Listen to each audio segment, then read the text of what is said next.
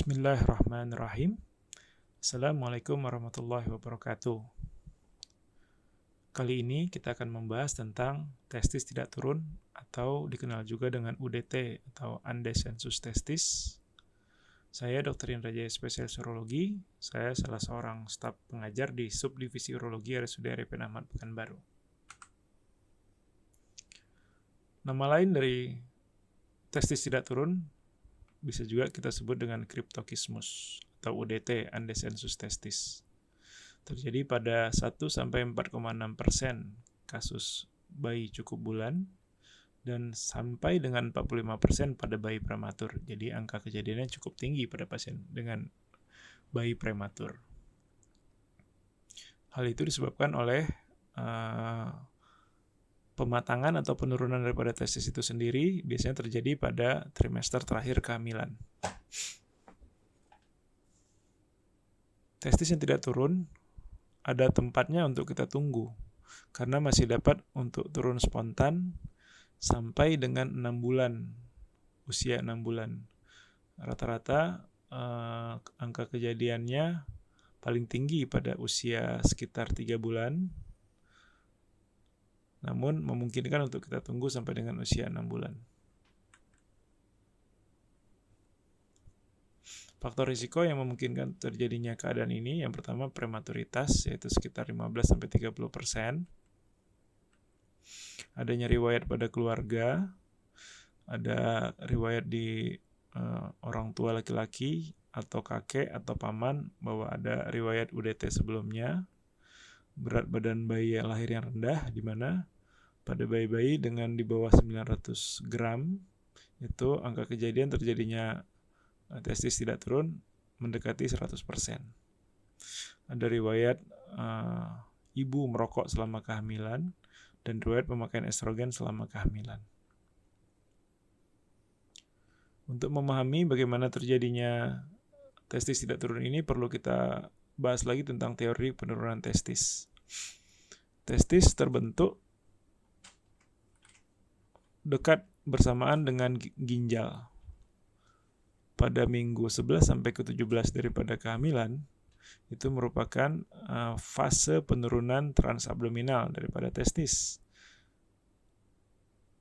Di mana testis akan turun daripada posisinya yang di sebelah ginjal, kemudian turun ke intraabdomen. Pada minggu 27 sampai 35 itu terjadi penurunan transinguinal, di mana penurunan transinguinal ini dipengaruhi oleh hormon androgen, sementara penurunan transabdominal dipengaruhi oleh INSL3. Adapun etiologi daripada testis tidak turun ini kita bisa bagi 3, yaitu anatomis, hormonal, dan genetik. Secara anatomi dapat disebabkan oleh anomali dari testis itu sendiri, epididymis dan vas deferens. Adanya perlekatan gubernaculum yang tidak normal, adanya patensi processus vaginalis dan hernia inguinal, terutama ditemukan pada 90% kasus cryptorchidismus. Bisa juga disebabkan oleh suatu anomali canalis inguinalis. Adapun etiologi hormonal yang memungkinkan terjadinya kelainan ini antara lain defisiensi gen RH, defisiensi produksi androgen, dan insensitivitas reseptor androgen, defisiensi produksi AMH atau insensitivitas reseptor AMH, defisiensi produksi INSL3, dan defisiensi produksi CGRP. Adapun etiologi genetik bisa ditemukan adanya mutasi gen-gen tertentu. Adapun klasifikasi daripada UDT atau testis tidak turun bisa dibagi berdasarkan terpalpasi atau tidak terpalpasi. Pada kasus yang terpalpasi, kita bisa menentukan di mana lokasi daripada testis itu sendiri, apakah dia di inguinal atau juga ektopik. Ektopik artinya dia tidak berada pada jalur descent daripada testis itu sendiri, jalur turunnya. Ada juga yang namanya retraktil testis. Retraktil testis artinya testis tidak teraba pada kantong skrotum, cuma apabila kita masase atau kita turunkan, dia bisa masuk ke dalam kantong skrotum. Pada pemeriksaan fisik bisa kita lihat nanti pada yang UDT, si kantong skrotum rugenya tidak terbentuk dengan baik, sementara pada retraktil testis rugenya terbentuk dengan baik, yang menandakan bahwa testis ada pada waktu-waktu tertentu berada di dalam kantong skrotum. Sementara apabila tidak terpalpasi, kita bisa membagi berdasarkan lokasinya, bisa inguinal yang lebih tinggi daripada yang terpalpasi, kemudian ektopik pada lokasi-lokasi yang tidak bisa diraba, intraabdominal maupun testisnya tidak ada. Testis tidak ada bisa dua kemungkinannya, yaitu agenesis atau vanishing testis atau testisnya hilang. Ini klasifikasi yang tadi, yang true cryptokismus, posisinya berdasarkan lokasi descent atau turunnya daripada si testis itu sendiri. Bisa berupa abdominal, inguinal, dan supraskrotal. Sementara pada ektopik itu di luar daripada jalur turunnya testis, bisa prepenile, superficial ektopik, ini merupakan varian paling sering, transverse skrotal, femoral maupun di perineal. Adapun diagnosis, kita tanyakan apakah faktor-faktor risiko apa saja yang didapatkan pada anak yang kita temukan dengan testis tidak turun. Ditanyakan berapa usia kehamilannya, berat badan lahir, kemudian faktor-faktor risiko yang lainnya. Apakah ada risiko di keluarga atau faktor turunan sebelumnya, apakah ada riwayat merokok pada ibu, kemudian apakah ada konsumsi obat-obatan analgetik pada saat kehamilan maupun penggunaan estrogen. Pada pemeriksaan fisik, pasien bisa pada posisi berbaring ataupun duduk dengan dilakukan frog leg position atau seperti squatting atau menjongkok supaya tekanan pada otot abdomennya lebih berkurang sehingga kita lebih mudah untuk meraba. Pemeriksaan laboratorium tidak ada yang spesifik kalau untuk anastomosis testis. Cuma paling kalau kita mau lakukan pemeriksaan pada pasien yang tidak ditemukan testis dua-dua, kanan dan kiri, bisa kita lakukan challenge test dengan pemberian GnRH, di mana nanti pasca pemberian kita nilai apakah ada peningkatan testosteron atau tidak. Apabila tidak teraba testis, cuma ada di intraabdomen, dengan pemberian gonadotropin releasing hormone diharapkan adanya peningkatan testosteron. Imaging tidak terlalu direkomendasikan, nanti akan kita bahas. Apabila tidak bisa diraba, hal yang direkomendasikan adalah dengan laparoskopik diagnostik untuk mencari di mana lokasi testis tersebut. Ini algoritmanya. Jika kita temukan ada suatu anak-anak dengan cryptokismus bilateral atau tidak terpalpasi, kita konsultasi spesialis urologi untuk evaluasi DSD atau Disorder of Sexual Dysfunction. Disorder of Sexual Development. Bila tidak, kita bisa tunggu sampai dengan usia 6 bulan atau usia gestasi terkoreksi apakah testisnya akan turun sendiri atau tidak. Jika tidak turun juga, kita lakukan penilaian ulang. Apabila tetap mengalami cryptokismus pada usia 6 bulan, kita rujuk ke spesialis bedah urologi.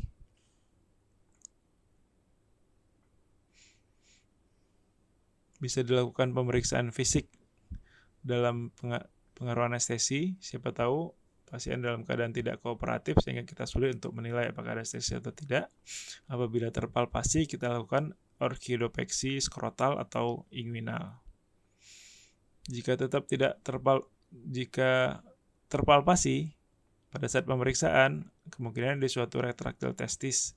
Kita monitor aja setiap tahun sambil ditanyakan kepada ibu pasien atau ayah pasien di antara hari-hari anak tersebut lebih banyak berada di kantong skrotum atau berada di atas. Apabila lebih banyak berada di atas, tidak dalam kantong skrotum, direkomendasikan untuk dilakukan tindakan orkidopeksi.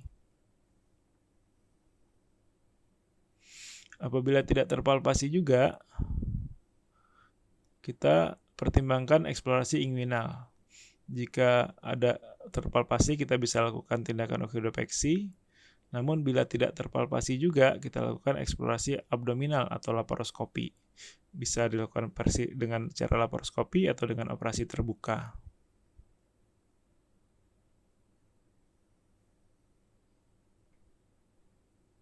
Apabila kita tidak menemukan ujung pembuluh darah daripada testis, kita bisa simpulkan bahwa itu adalah suatu agenesis testis. Lapangan operasi kita tutup. Jika pembuluh darahnya kita temukan, kemudian dia masuk ke annulus inguinalis, kita lakukan eksplorasi inguinal. Apabila testisnya teridentifikasi, kita lakukan ergopeksi standar apabila panjang pembuluh darahnya masih memungkinkan. Cuma kalau terlalu pendek untuk dimasukkan ke dalam kantong skrotum, kita bisa lakukan dengan prosedur Stephen Fowler bertahap atau 2 tahap dengan cara memutus salah satu dari arteri supply, terutama arteri testicularis yang pendek pada testis tidak turun atau cryptorchizmus. Satu lagi di sini, kalau kita temukan ada ujung pembuluh darah, kemudian testisnya tidak ada, bisa juga itu suatu vanishing testis. Tata laksana, kenapa harus kita lakukan terapi pada kasus UDT ini? Yang pertama, untuk mencegah penurunan kemampuan spermatogenesis. Dari penelitian didapatkan bahwa spermatogenesis sudah mulai terganggu apabila testis berada intraabdomen di atas usia 1 tahun. Itulah kenapa maksimal usia kita lakukan operasi penurunan testis adalah usianya 1 tahun. Paling bagus kita lakukan pada usia 6 bulan. Yang kedua, untuk mencegah atau menurunkan risiko keganasan testis. Karena pada pasien-pasien dengan UDT atau testis tidak turun, ada terjadi peningkatan 4,8 sampai 8 kali lipat risiko keganasan. Dan apabila testis kita biarkan berada intraabdomen, itu lebih sulit untuk dimonitor apakah ada perubahan terhadap testis tersebut. Biasanya kalau berada di intraabdomen karena rongganya besar, kita kekhawatirannya kecolongan nanti bahwa apabila timbul keganasan sudah terlanjur ukurannya besar, baru kita ketahui. Yang berikutnya, menurunkan risiko torsio testis karena kita lakukan orkidopeksi, kemudian dijangkar sehingga risiko untuk terjadi torsio tidak ada lagi. Berikutnya, untuk mengkoreksi hernia inguinalis yang sering ditemukan pada UDT, jadi sekali jalan dengan operasi hernianya. Adapun terapi hormonal sudah tidak direkomendasikan lagi, dulu masih dipakai, cuma karena angka keberhasilan yang sangat rendah, jadi tidak lagi direkomendasikan, dan efek sampingnya juga banyak. Pembedahan sudah dibahas sebelumnya, ergodopeksi sama seperti pada torsio testis. Ada pilihan terapi berikutnya yang namanya Fowler-Stephen 2 tahap, yaitu ini untuk testis yang vaskulernya pendek atau arteri testikularisnya pendek. Dilakukan ligasi atau pemotongan pembuluh darah.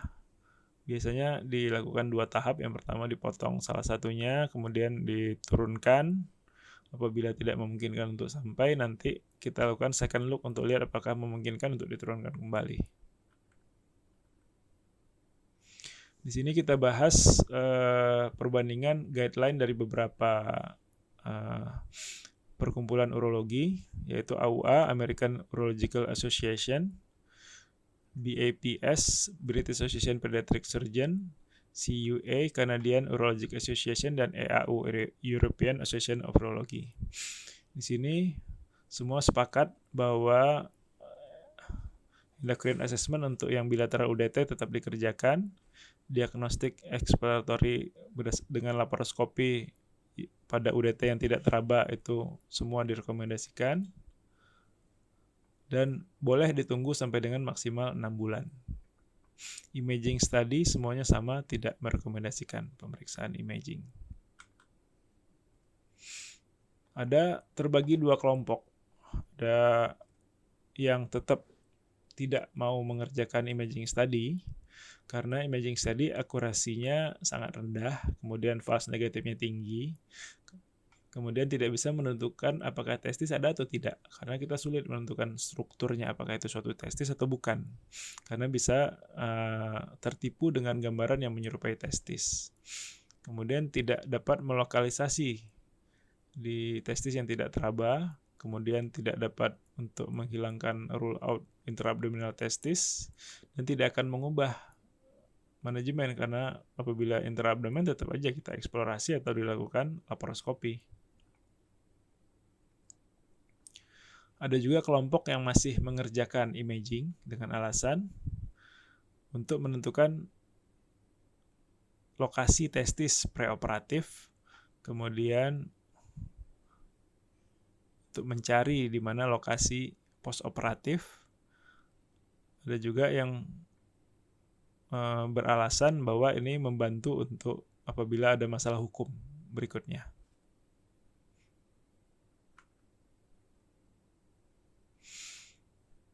Hormonal terapi sepakat untuk tidak direkomendasikan karena alasan yang sudah saya sebutkan tadi.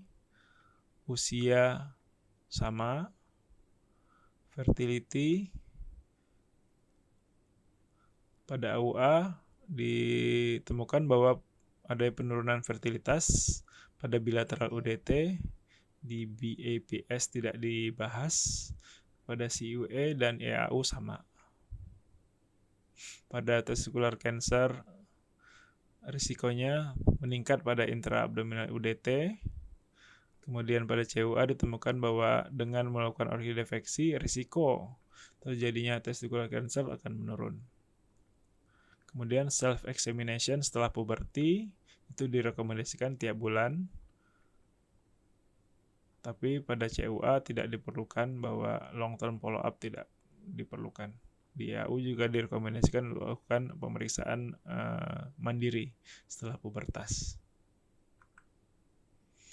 Demikian yang bisa saya bahas dari testis tidak turun. Apabila ada pertanyaan, dipersilahkan. Terima kasih atas perhatiannya.